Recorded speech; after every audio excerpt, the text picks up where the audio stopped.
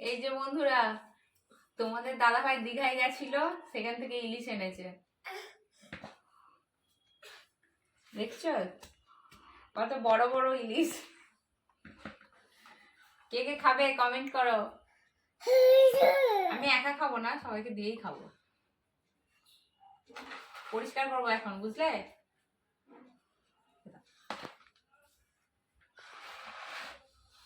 মাছটা দেখিস, মাছটা বড় করার মধ্যে ছিল।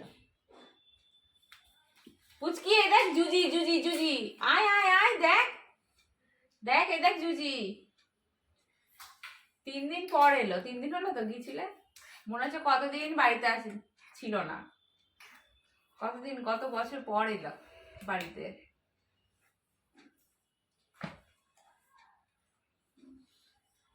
ঠিক আছে, যাও তুমি স্নান টান করো না, আমি এগুলো পরিষ্কার করি, রান্না বান্না খাই। বাই বন্ধুরা, বাই। আমি কখনো ইলিশ ভাপা করিনি এর আগে, এই প্রথমবার করছি।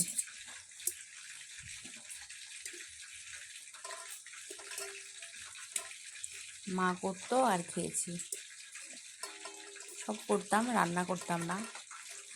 রান্নার কথা বললে না আমার গায়ে জ্বর আসতো।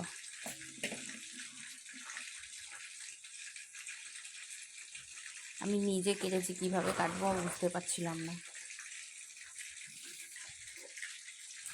আর অনেকটাই সর্ষে বেটেছি।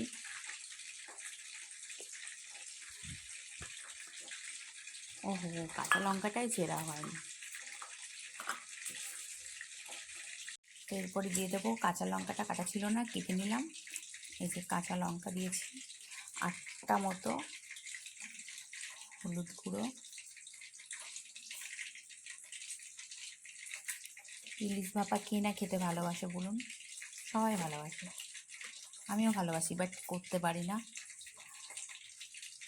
কারণ মায়ে করে খাওয়াতো।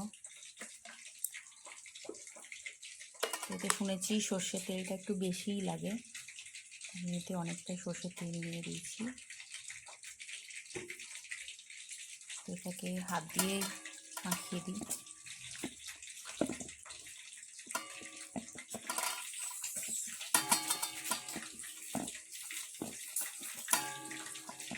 জানি না কেমন হবে।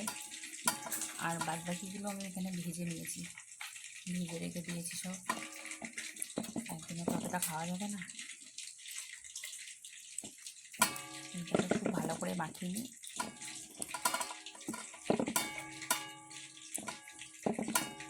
15 মিনিটের জন্য স্টিম করতে দেব।